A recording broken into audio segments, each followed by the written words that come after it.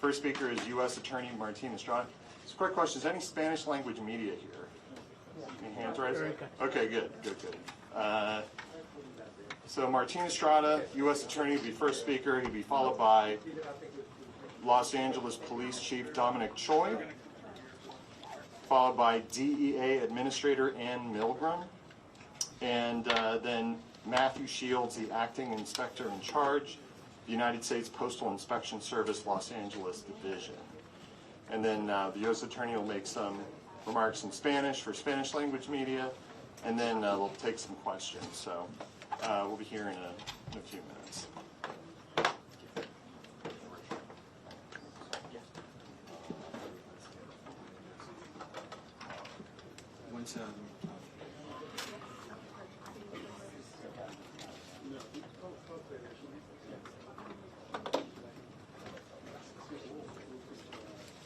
How is my head in your side?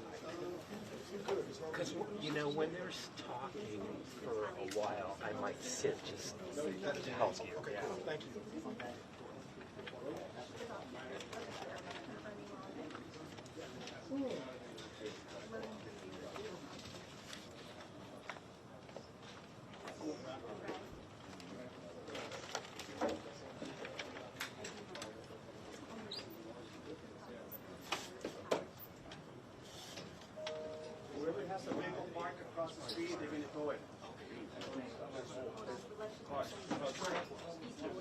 There's a couple cars over there.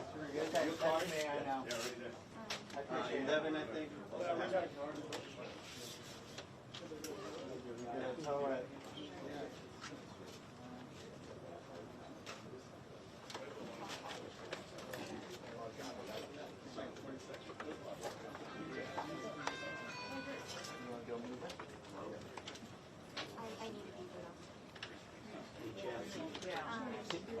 Other people are on 20-something delays. You know, it is what it is. I don't care. You'll have what you need. And I'll be done. Yeah. And then 20 seconds after no one's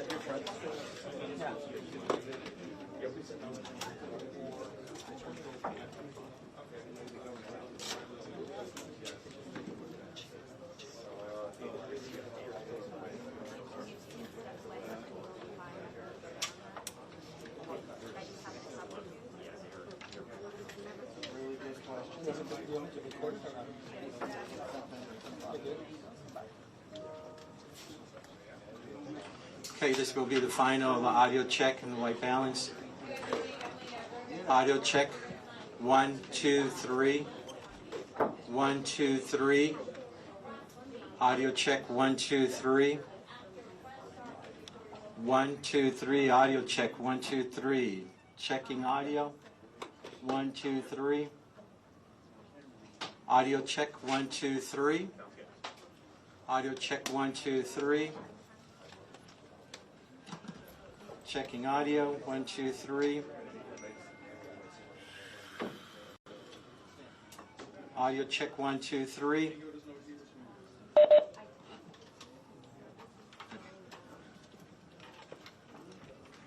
They should be able to hear us now. Are you getting a bit of a hump? Audio check, 1, 2, 3. Good? Okay.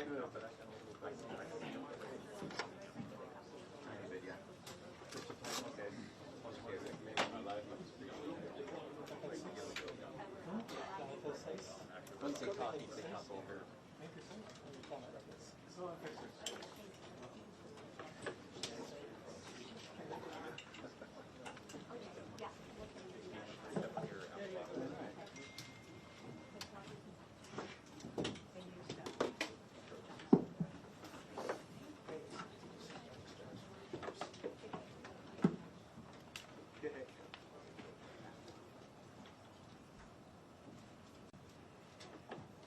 Good morning. My name is Martin Estrada. I'm the United States Attorney based in Los Angeles.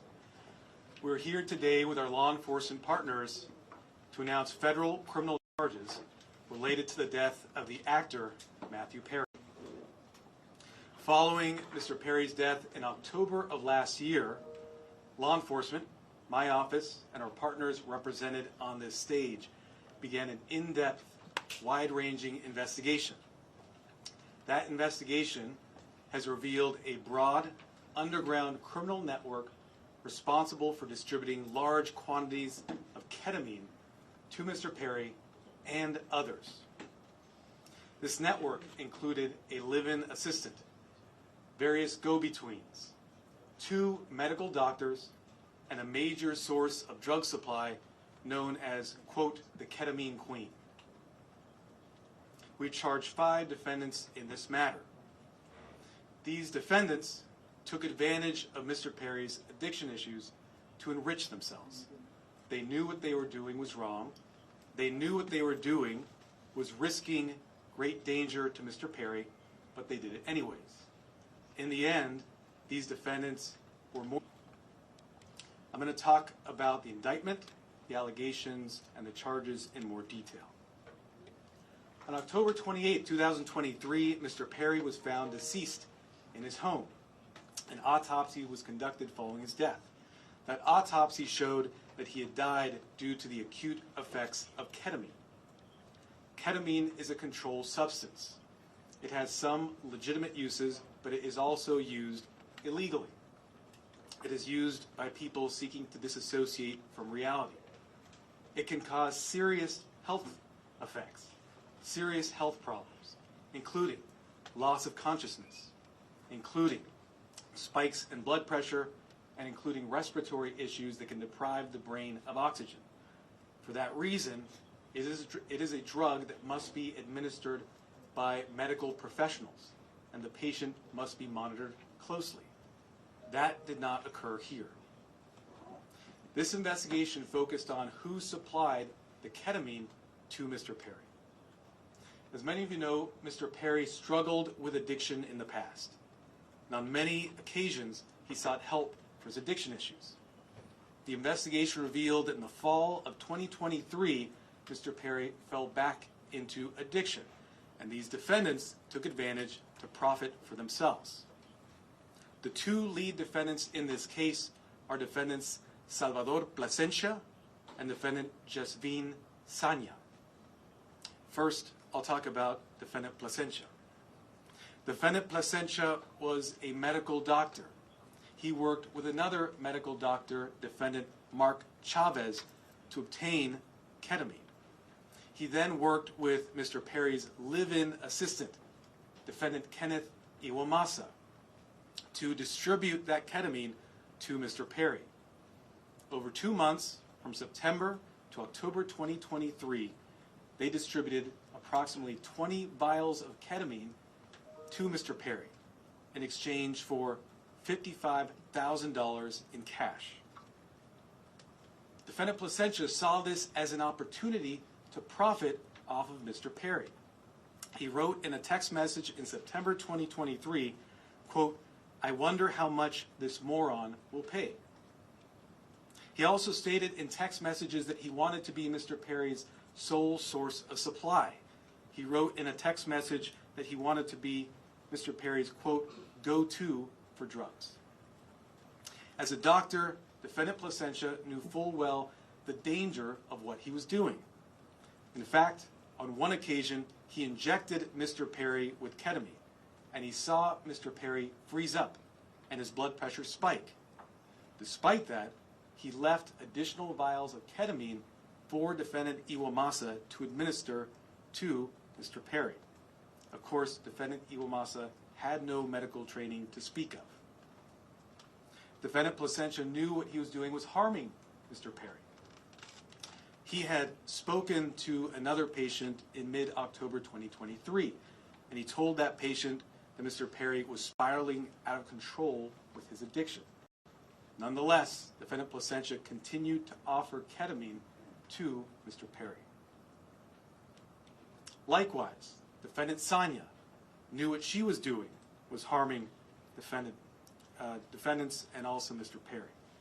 She took advantage of Mr. Perry by selling large amounts of ketamine to Mr. Perry over a 2-week period in October of 2023. She sold approximately 50 vials of ketamine for approximately $11,000 in cash. She worked with a broker, defendant Eric Fleming, and also the live-in assistant, defendant Iwamasa, to distribute this ketamine. Sonia and the broker, defendant Fleming, saw this as an opportunity to profit off of Mr. Perry. In a text message, the broker wrote, quote, "I wouldn't do it if there wasn't a chance of me making some money for doing this." Defendant Sonia sold the batch of ketamine that resulted in Mr. Perry's death on October 28th. Officers later searched defendant Sonia's home. During that search, they found what amounted to a drug-selling emporium. They found 80 vials of ketamine, thousands of pills containing methamphetamine, cocaine, bottles of Xanax and other illegally obtained prescription drugs, and drug-selling paraphernalia, including scales and ledgers. As I mentioned, the defendants in this case knew what they were doing was wrong. When they'd refer to the ketamine, they used coded language. They'd refer to it using terms such as, quote, Dr. Pepper, or quote, bots, or quote, cans.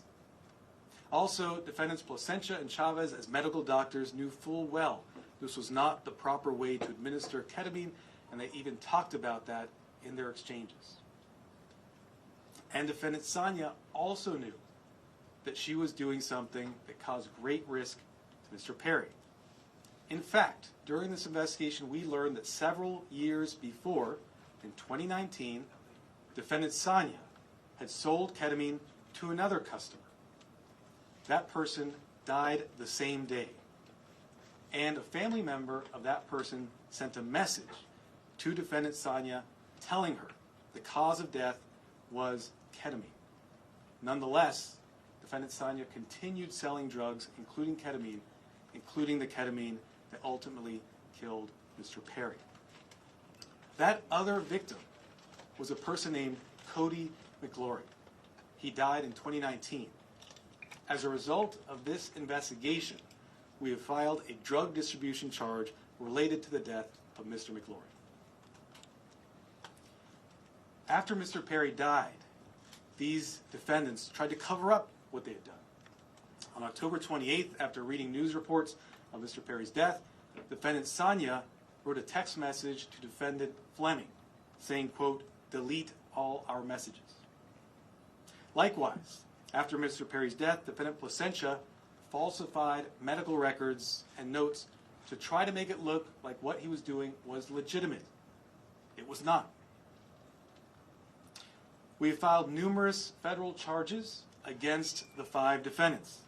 These charges include conspiracy to distribute ketamine, distribution of ketamine resulting in death, maintaining drug-involved premises for that drug-selling emporium the defendant Sonia had, altering and falsifying records related to a federal investigation for those false medical notes and records that defendant Placencia made, and multiple other drug trafficking counts. Of course, the defendants are presumed innocent until proven guilty. The penalties these defendants face are very significant. With regard to defendant Placencia, the statutory maximum sentence he faces is 120 years in federal prison. And with regard to defendant Sonia, the statutory maximum she faces is life imprisonment. By filing these extensive and serious charges, we are sending a clear message. If you are in the business of selling dangerous drugs, we will hold you accountable for the deaths that you cause. This is nothing new for us. Since 2022, my office has filed over 60 cases against drug dealers who've caused the death of another person. These cases are known as death resulting cases. They are labor-intensive cases, and we work with our law enforcement partners, including ones represented here today, to bring those cases. Our office is a national leader in bringing those cases. They're very important because every victim's life counts. If you are in the drug selling business and you're selling dangerous drugs, you are playing roulette with other people's lives, just like the 5 defendants here did to to Mr. Perry.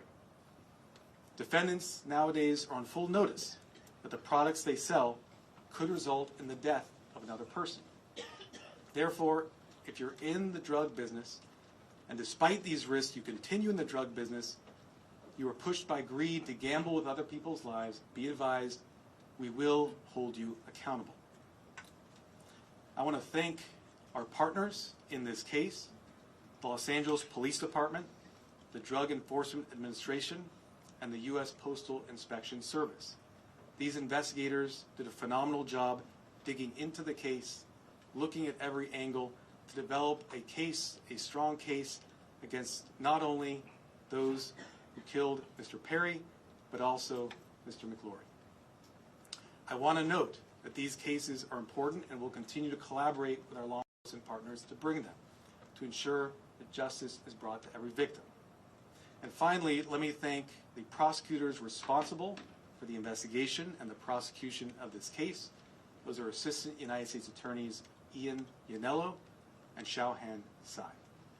And now I'd like to introduce Chief of the Los Angeles Police Department, Dominic Choi.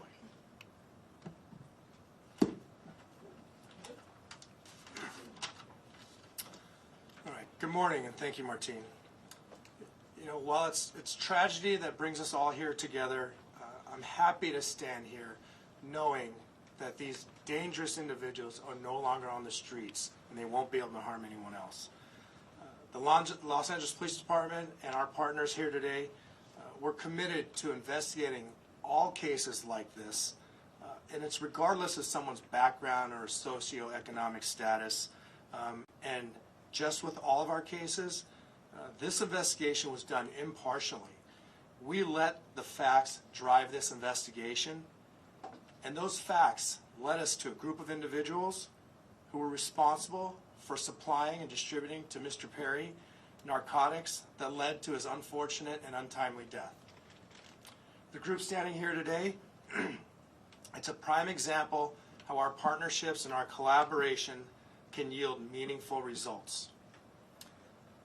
I want to thank LAPD, our Robbery Homicide Division, who's standing in the back there, the U.S. Attorney Martin Estrada and his team, the DEA and her team, as well as the U.S. Postal Inspection Service and their team for their hard work, diligence, and real patience. Now, I know people think this took a long time, but there was a lot of work, a lot of investigative strategies that went into this to make sure that there's a solid case and that we can pursue this in the courts. Our relationship with our federal partners, it helps us ensure that these criminals will have meaningful sentences and be an example for anyone that is willing to risk or jeopardize distributing and supplying unlawful or narcotics to anyone. And I just really want people to know that that is the message. You cannot get away with this regardless of your background or socioeconomic status. Breaking the law is breaking the law, and you are dangerous and you are jeopardizing lives. So thank you all of my partners for being involved in this and bringing us to where we are at today. And at this time, I'd like to introduce DEA Administrator Ann Milgram.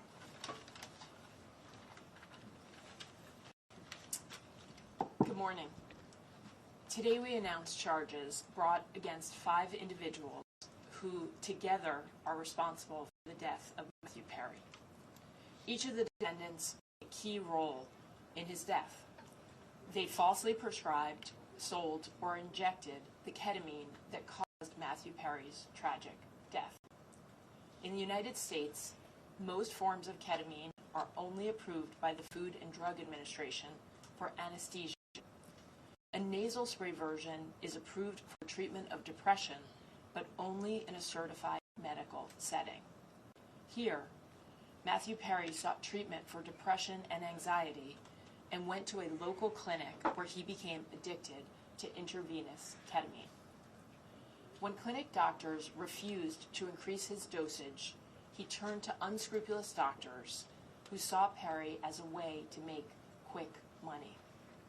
Dr. Plasencia and Dr. Chavez violated the oath they took to care for their patients.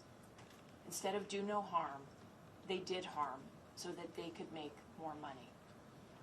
Without performing any medical evaluation or monitoring, they supplied Matthew Perry with large amounts of ketamine in exchange for large sums of money, charging Perry $2,000 for a vial that cost Dr. Chavez approximately $12. As Matthew Perry's ketamine addiction grew, he wanted more, and he wanted it faster and cheaper. That is how he ended up buying from street dealers who sold the ketamine that ultimately led to his death. In doing so, he followed the arc that we have tragically seen with many others, whose substance use disorder begins in a doctor's office and ends in the street. Perry turned to his street dealer, Eric Fleming, who sourced his ketamine from a drug trafficker known as the Ketamine Queen, Jasveen Sangha. The ketamine supplied by Sangha would ultimately be the dose that took Matthew Perry's life.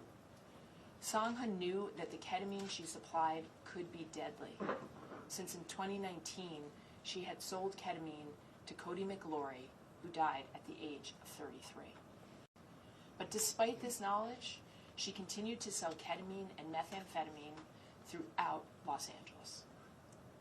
Matthew Perry's journey began with unscrupulous doctors who abused their position of trust because they saw him as a payday, and it ended with street dealers who sold him ketamine in unmarked vials. The desperation that led Perry to these individuals was not met with help, as it should have been from the doctors, but instead it was met with exploitation. Exploitation by those who should have guided him toward help. This betrayal of trust is at the heart of this tragedy. Since 2023, DEA has investigated nearly 500 drug poisoning and overdose cases just like Matthew Perry's. We run a national initiative known as OD Justice, where we work with our state and local law enforcement partners to conduct investigations after someone has passed away. And it is important to note that the national model we today have in every 50 state across the United States is based on the work that started here in Los Angeles. We began this work with our partners in the Los Angeles Police Department and with other local police departments and sheriff's offices in California, in the Los Angeles area, and with the U.S. Attorney's Office. And today it stands as our national model for this critical work. Together, as part of OD Justice, we work to bring justice for the lives that have been lost and to stop others from dying. Regardless of the size or scope of a drug distribution network, the DEA will work nonstop to uncover and disrupt this illegal activity, and in this case, the deadly activity. I want to close by noting that Matthew Perry's death is not just a tragic overdose. After his 2020 book openly discussed his struggles with substance use disorder, Matthew Perry told podcast host Tom Power that he would prefer to be remembered for helping people rather than for his work on Friends as Chandler Bing. And so perhaps what has happened and the tragic details that we are discussing today can help others and save lives. I want to thank the Los Angeles Police Department, the United States Postal Inspection Service, and the United States Attorney's Office in the Central District of California for their tremendous partnership and their outstanding dedication to this case. I also have the privilege of serving every single day with the men and women of the DEA, and today I want to particularly recognize the outstanding work of our Los Angeles Field Division, as well as our diversion investigators who tirelessly worked on this case to bring justice to the victims and the families. Thank you. It's now my privilege to introduce Postal Inspector Shields.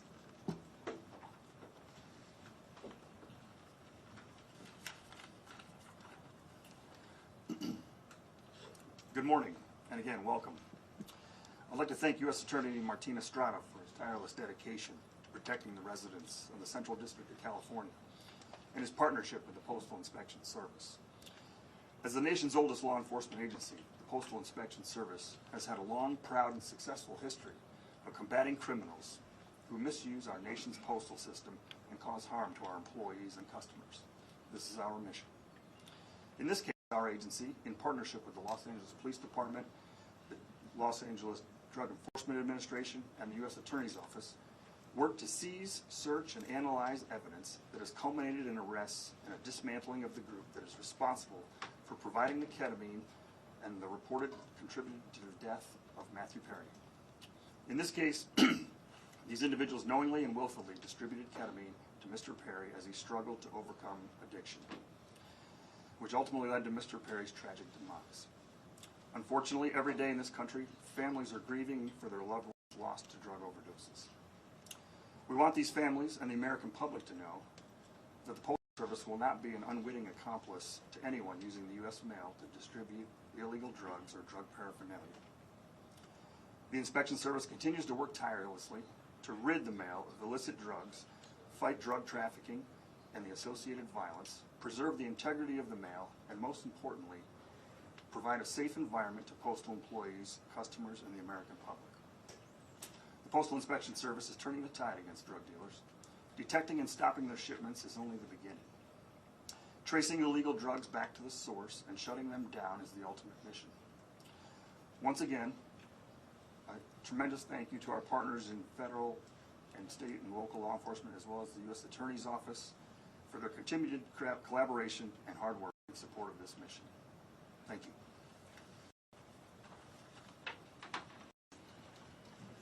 I'll now do brief remarks in Spanish, and then we'll do questions and answers.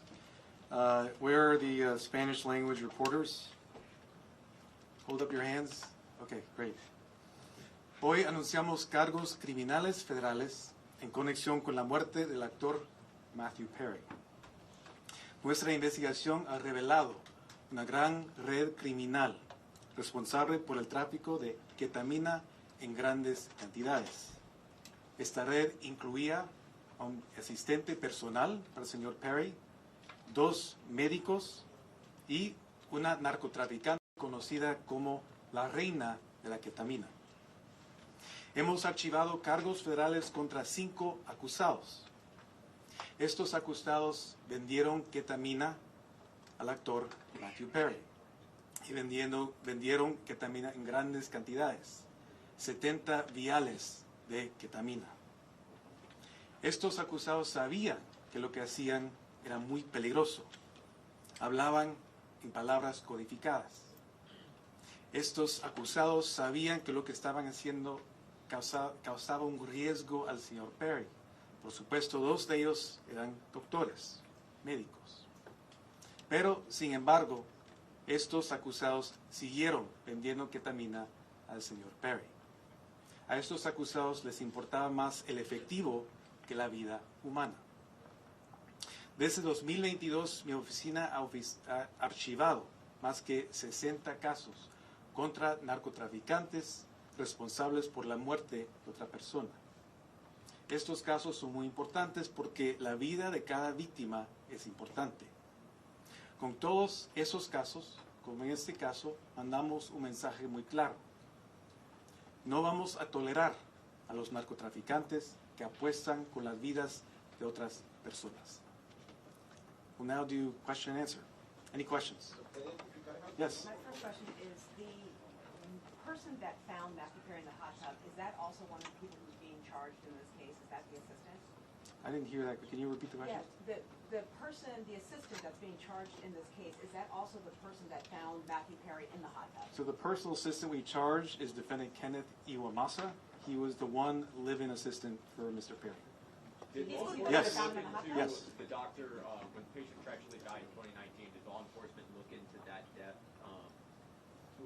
when they found out the patient died? I can't comment on that. What I can say is that through this investigation, we were able to connect defendant Sanya to that death in 2019 and file a charge related to that to vindicate the victim, Cody McClory. Are there any details about this search Yes. warrant? Can you talk a little bit about, and maybe this is for DEA Administrator Milgram, but can you talk a little bit about the line between legitimate ketamine therapy treatment and was, Matthew Perry ever receiving legitimate ketamine therapy treatment, and then when did that cross over? Were the defendants involved in that clinic where he was receiving legitimate treatment, if that's the case? So let me say this. in this case, we are not talking about legitimate ketamine treatment. We're talking about two doctors who abused the trust they had, abused their licenses to put another person's life at risk. 5 defendants who, as I mentioned, knew what they were doing was wrong. In fact, one of them has sold ketamine that resulted in the death of another person in 2019. Nothing about what we see today was legitimate, and that's why we filed criminal charges. Was he ever? Yes. Is this the beginning of an enforcement effort specifically against ketamine? I know you mentioned past cases, the 60 cases, and DEA mentioned it as well. Is there going to be a focus specifically around ketamine? I think what you've seen is that this is not the beginning, but a continuation of an enforcement effort against synthetic drugs of all kinds. Synthetic drugs, ketamine, but also methamphetamine, fentanyl, are killing people each and every day. We in law enforcement and with the U.S. Attorney's Office are on a campaign to address this and send a message that if you sell drugs, it results in the death of another person, the consequences will be severe.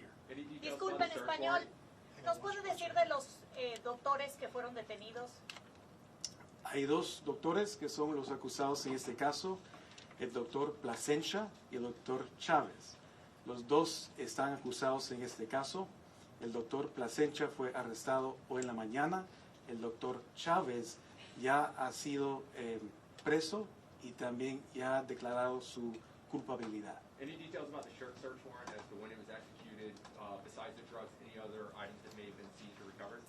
So with regard to defendant Sanya, that search warrant was executed earlier this year. During that search, as I mentioned, we found not just 80 vials of ketamine, thousands of pills containing methamphetamine, cocaine, bottles of Xanax and other illegally prescribed drugs, and drug-selling paraphernalia. As I mentioned, it was a drug-selling emporium. You have your hand up in the middle. Yes, Nikki Smith with Entertainment Tonight. Are there any other celebrities involved in this investigation, and if so, who? I've mentioned the defendants in this case. We have 5 defendants. But the lead defendants are defendants Jasmine Sanya, Salvador Plasencia. We also have defendants Mark Chavez, another medical doctor. We have defendant Kenneth Iwamasa and defendant Eric Fleming. We look at the evidence, we see where that goes. We don't charge people based on whether they're celebrities or not celebrities. We charge them based on the evidence.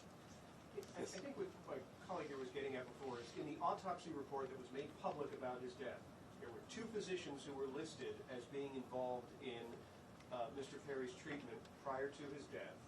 One of them was involved in what appeared to be legitimate therapeutic use of ketamine. Is there any indication that the people who were doing the off-label recreational use were connected with the legitimate therapy he was getting at any point? And So what I'll tell you is, before we get to your second, what I'll tell you is that in our cases, we go where the evidence leads us. We also respect patient privacy. What I will say is an autopsy was conducted. That autopsy showed Mr. Perry died as a result of the acute effects of ketamine. I won't go into further detail of Mr. Perry's personal history. Okay. Yes. And then were any of the pharma charged on your radar prior to Perry's overdose? I can't comment on that. What I will say is the investigation is ongoing, but what we're announcing today are serious federal charges against these 5 defendants, supported by an extensive investigation. Sir, can you clarify the relationship? This woman has been patiently had her hand up. Yes. Yes, Chavez was detained. When was he detained, and was it related to this case as well? Defendant Chavez is a defendant in this case. Right. We filed this morning a plea agreement for defendant Chavez. So he's already not entered, but we have a filed plea agreement for him. 2 other defendants, defendant Iwamasa, have also signed plea agreements. That plea agreement has been entered. And defendant Fleming has signed a plea agreement. That plea agreement has been entered. As I mentioned, the 2 lead defendants in this case are defendants Plasencia and defendant Sanya, who were arrested this morning. Yes, sir. No. There's the patient man behind you. Yes, sir. Fiscal, ¿nos puede identificar a los 5 detenidos y nos puede relacionar cómo comenzó la investigación con la vena de la ketamina del 2019? Sí, hay 5 acusados y ya nombré los acusados. Hoy en la mañana 2 fueron arrestados. Fue la acusada Sanya y el acusado Plasencia, que fue un doctor médico. Sir, Yes. Yeah, there were reports this morning that the investigation could have uncovered other celebrities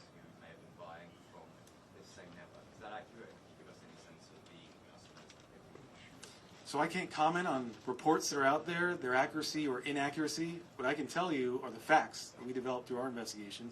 Those facts are what I've related to you this morning. Yes? You mentioned the queen of ketamine out of North Hollywood. What does that actually mean? How big was the network of people to whom she was selling narcotics, and specifically ketamine? What I can say about defendant Sonia, known as the ketamine queen, was that she was a major source of supply for ketamine to others, as well as Mr. Perry. I think the fact that we searched her house and found a drug-selling emporium, including 80 vials of ketamine, would strongly suggest she was selling to many other individuals. Can you give a number, dozens, tens? I cannot, unfortunately, no. Any evidence as far as this has gone outside? Let me, the gentleman there in the back. Extra TV, what has been Matthew's parents' or family's reaction to the news coming out today? So I won't comment on specific statements made by victims' families. We value confidentiality. What I will say is that the work of our office is victim-driven. We work with victims, including their families, each and every day, not just on this case, but on all our cases, including the over 60 death-resulting cases I mentioned earlier. We have been in communication, and I will leave it at that. Yes? Hello, sir. Were all the defendants American citizens, and where were they sourcing their drugs? What I can say is that all the defendants, actually I can't comment on citizenship at this time. I can't comment on the sourcing either. I've given you the facts in terms of the drug selling. Yes, sir.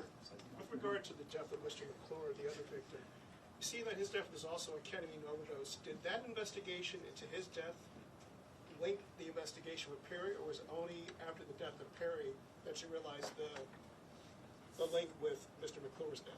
Sure. It was through the investigation in this case, as the investigators did a thorough job, followed every lead, pulled every string to see what had occurred.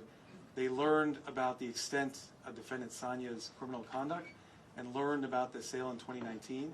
And because of that investigation, we have filed a charge related to the death of victim McClure. And that's important because we want to vindicate all victims who suffer these types of tragedies. Quick follow-up. I'll do 2 more questions. Quick follow-up. Do you have any reason to believe that this so-called queen of ketamine is linked to any more deaths? Are there any more investigations and any more possible that she could be linked to? I think, as I mentioned, we've linked her to sales of ketamine, which resulted in at least 2 deaths. We searched her home. We found a drug-selling emporium. I can't comment. I can't speculate on things such as what you're suggesting. I will say, in this case, she is facing very significant federal charges, including a charge that carries a 10-year mandatory minimum sentence. Yes, sir. Were these 5 continuing to sell ketamine or other drugs after Perry's death? I can't comment on that in terms of where they were selling. No, in terms of afterwards. Were they What I can say is that we searched the home of one of the defendants following Mr. Perry's death. She had 80 vials of ketamine, thousands of pills of methamphetamine, cocaine, bottles of Xanax. Thank you very much. Appreciate it. Can you just clarify the relation, really? Did the doctors work with the street dealers specifically, or was that a separate sale of ketamine, or were they connected to So last question, because you've been so patient. We charge a conspiracy here. The conspiracy is against all 5 defendants for selling ketamine to Mr. Perry. Thank you so much.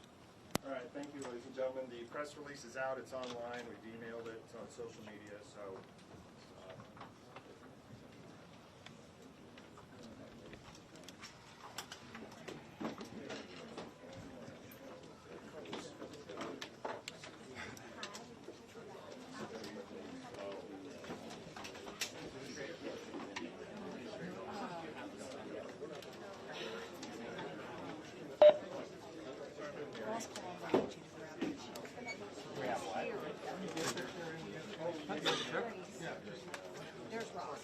Sorry, Ross. Did you find it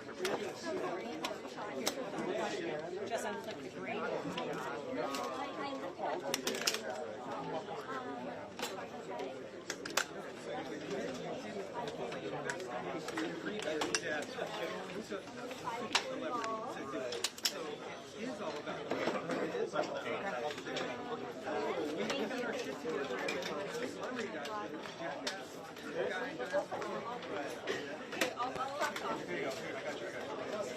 you.